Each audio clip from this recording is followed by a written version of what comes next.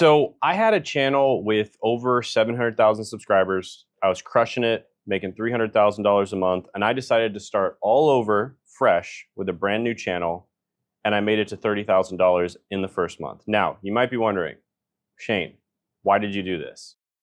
Well, the big reason was because basically I had a lot of people that were reaching out to me when they saw my success on YouTube. I had, I'd go to business conferences, I had YouTube friends, I had, a lot of people that were reaching out to me wanting help with YouTube. And basically, what I realized is, after helping these people, or after giving them advice, some people would take action and a lot of people wouldn't take action. And the ones that wouldn't take action, a lot of the time, the reason was because they just didn't think it would work for them. And they thought, you know what, your channel, it's got 700,000 subscribers. The stuff that worked for you, a few years ago when you were building your channel isn't going to work for me now when I'm building my channel, right? You got lucky, you got in at a specific moment and, the stars aligned and that kind of thing, right? And now that same stuff doesn't work, right? And so I kind of heard some version of that. Like some people wouldn't say it exactly like that, but they would just say, oh, I think it's different these days. I don't think the algorithm works the same anymore. I'm too afraid to try. Or they would upload like one video and then give up, right?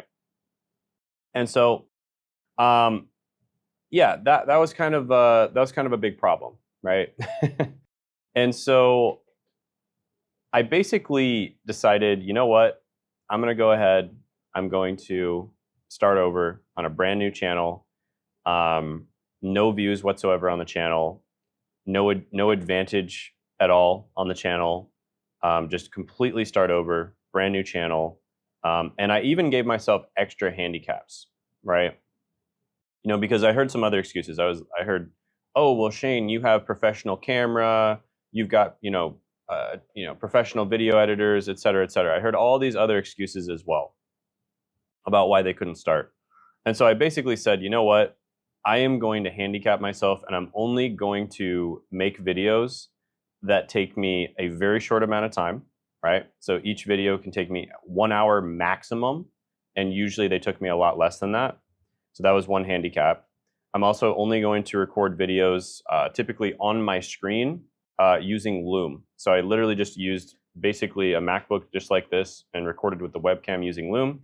And then I used some really crappy like 2015 earphones when I was doing this challenge. And I did record a few videos with a camera, but it was just straight talking to head camera, and with basically no edits, essentially, right? So super, super easy to make. And I threw those up on YouTube, right? So that was another thing, is I actually handicapped myself. I couldn't use my editors. I couldn't use retention editing. I had to use like very basic content, like minimalist editing. And I had to use very basic tech as well. Couldn't use a professional, any of that other stuff, any of my advantages, basically. And, this was fun for me, right? This was fun. I was quite nervous when I did this at first. I was actually worried that, maybe things had changed. Maybe what worked a few years ago wasn't working now. And, I was nervous that, maybe I would fail. And so I set a goal for myself, and I even announced this on Twitter and everything. And I set a goal that I was going to make it to $10,000 a month within 30 days. That was my goal. And so I basically set out and I did it. And then, in that first 30 days, I ran into a second problem, which was just uncertainty, right? This was a new channel, a new niche, that I hadn't really made content for. And I basically didn't know my format, didn't know my audience, didn't know my niche. I was just starting off from complete zero. And I had to basically come up with a bunch of content ideas from scratch. And of course, this was very nerve-wracking, right? Very anxiety-inducing. Not knowing what to do. On my main channel, I pretty much know exactly what works. We experiment a little bit here and there, but for the most part, we know what works and we know what has worked for years. Whereas on this channel, we had no idea what was going to work, right? And so, you know, it was nerve-wracking, but at the same time, it was also a lot of fun, because if you think about it, you know, on the main channel, it's almost like a production line at this point, right? The car's already been designed. We've got all the kinks worked out. It's not that fun to create a car once it's, you know, already been designed and created, and all the engineering has been done and worked out, right? It's not that fun. Whereas if you're starting off from scratch and you're creating a new car, that's a lot more fun. You get to design it, you get to, you know, make it look unique, you get to, you know, put the engine specs in, you know, all these different things. That part's really fun. And so it was actually really fun to create this new channel, but at the same time, it was pretty anxiety inducing. I mean, how bad would I look if I'd been saying that I could do this for a long time and then I just fall flat on my face? That would look terrible, right? And I was honestly really worried. But my solution for this was I was going to do a 30-day challenge.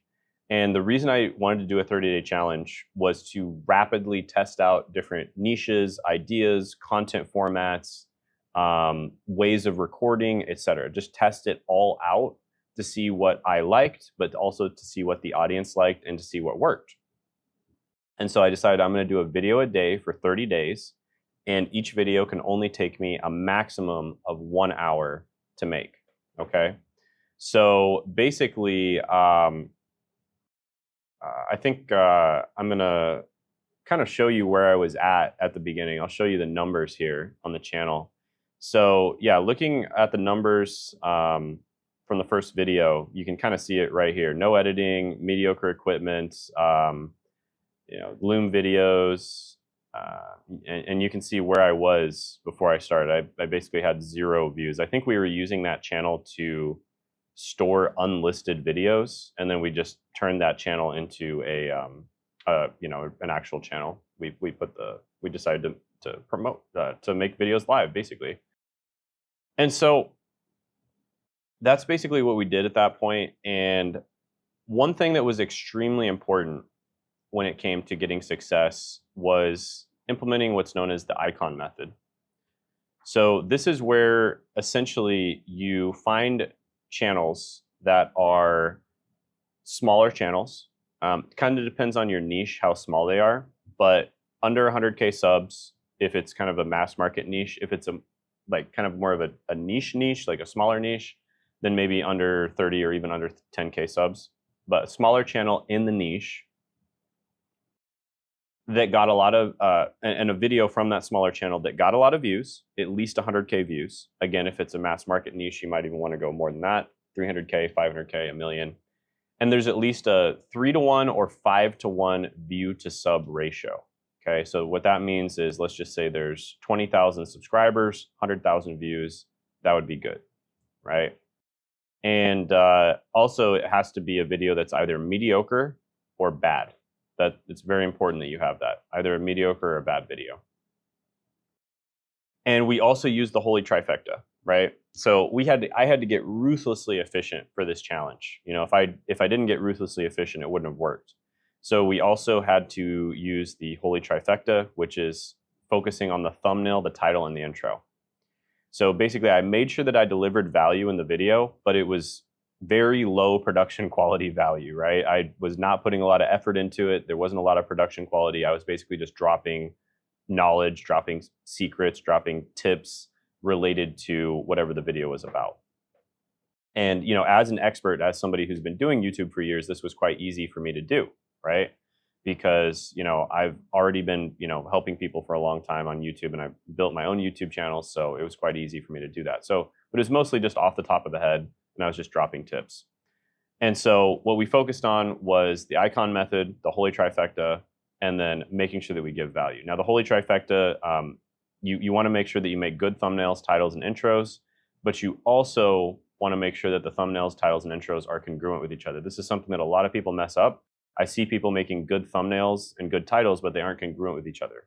And that messes things up, because people click on the video, or they look at the thumbnail, then they look at the title, and it's just not congruent. So they just keep scrolling, right? And you don't want that to happen. You don't want people to keep scrolling. You want it to be a scroll stopper, right? Now, the third problem that I had was my target was 10K in the first month, which is a really ambitious goal. Now, YouTube, to be honest with you, it's phenomenal. It's amazing for making money. But when you start a channel from scratch, it's kind of similar to a blog where you kind of know that you're not going to be making money right off the bat, right? You kind of know that it's a long-term play, and it's probably going to take you months, if not even years, to start making substantial income. Not as bad as a blog, but it's kind of similar to that, right?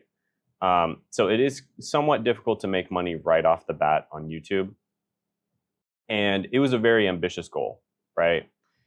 But, so it made me nervous, but I had a lot of determination, and I was, I really wanted to make it work, right? And, anyone could have said like, oh, I'll make it to 1,000 subscribers in a month, or I'll do this. And then they just post shorts. They get a lot of subscribers, but they don't actually make any money, right? I mean, you post shorts, you might get a ton of subscribers, but you're not making any money, right? We didn't want to do that, right? We wanted to make sure that we actually make money from the channel, turn it into a real business.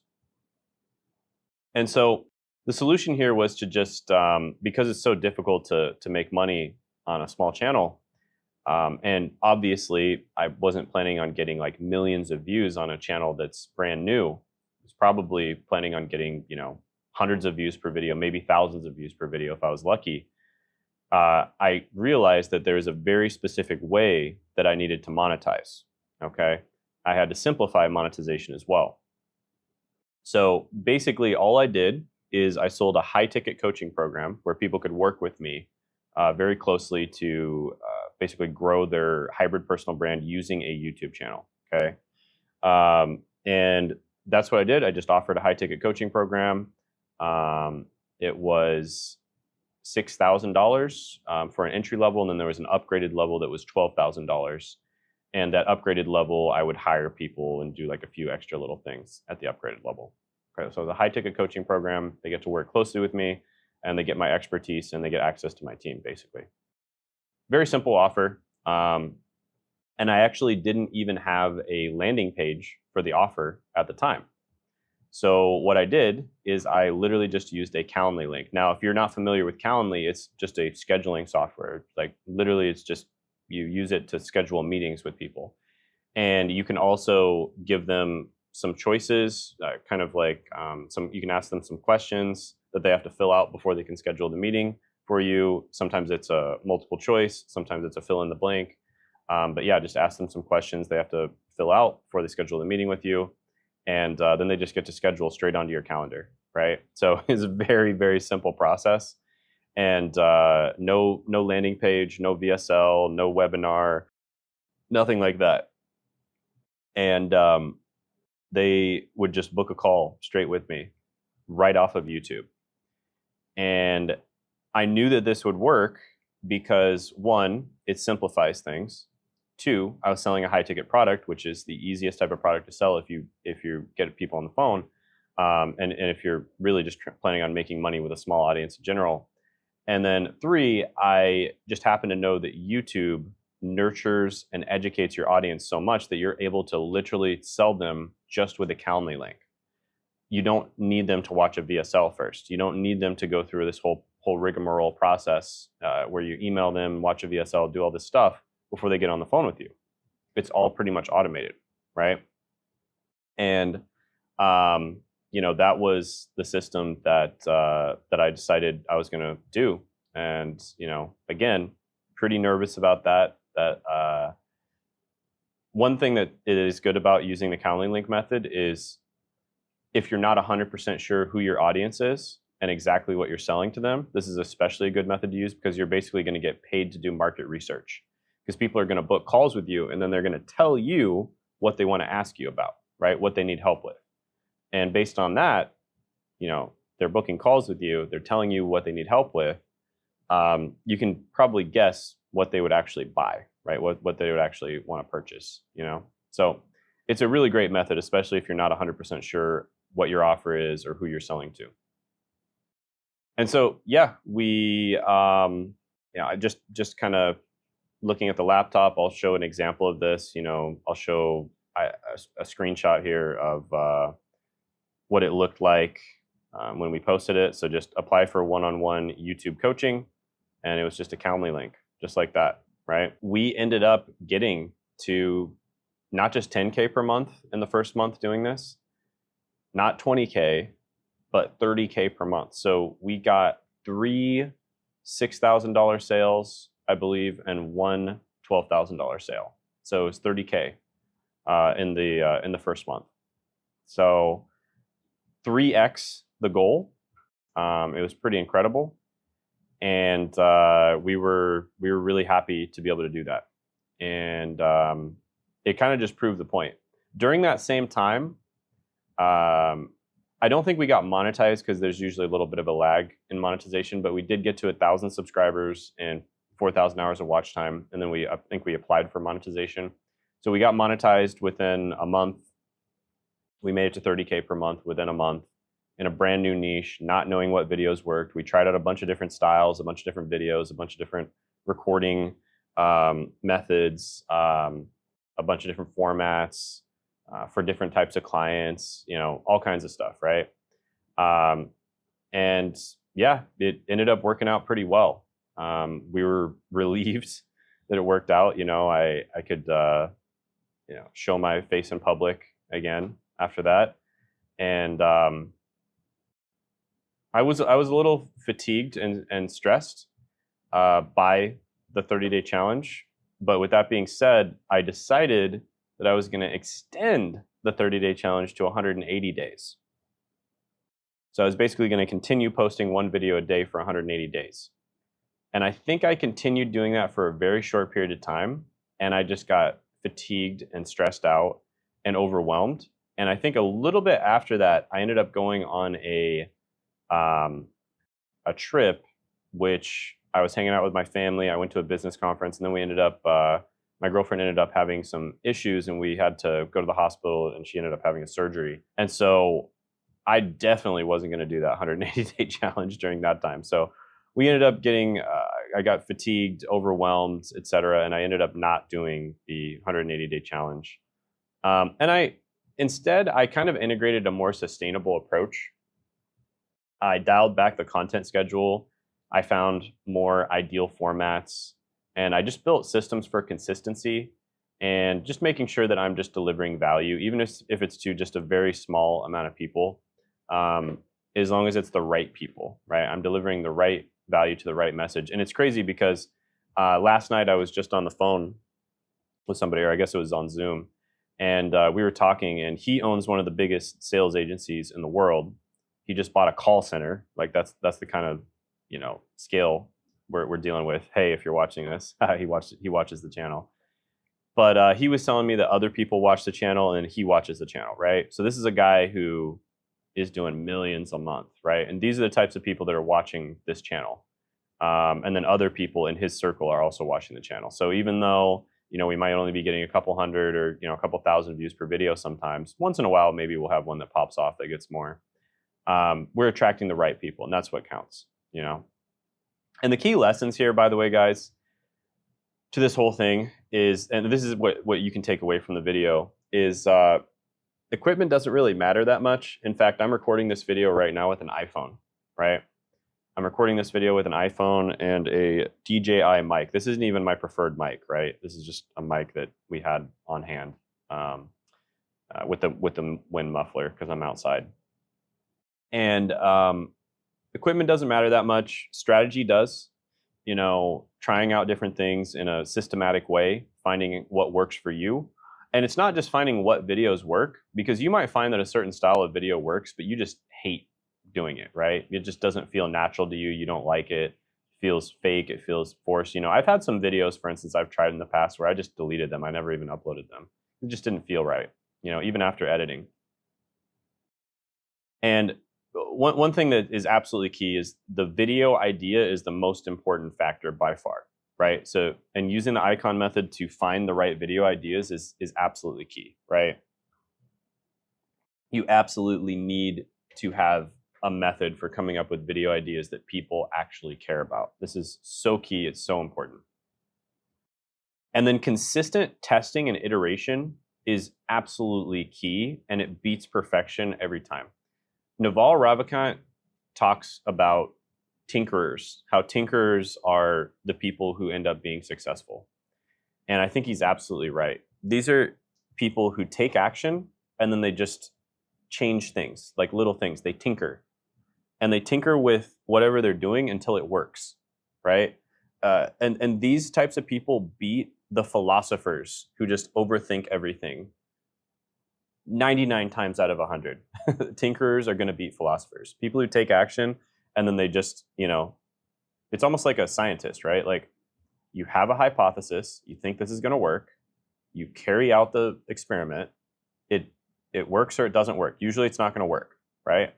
If it doesn't work, you revisit your hypothesis, you try to figure out what was wrong with your original hypothesis, you do it again, right, with a new hypothesis, do a new experiment, see if it works. And then you just go through that cycle over and over again. You tinker, right? And then eventually you're going to find something that works. So finding the right ideas is absolutely key. And then you just tinker with that until you find the right ideas. Once you find the right idea, you just do it over and over and over and over again, right? And you can mess around with the formats and mess around with other stuff. And that makes a little bit of a difference. You want to make sure that your quality is good enough, right? I'm recording with an iPhone right now, so the quality is good enough, right? And consistently testing,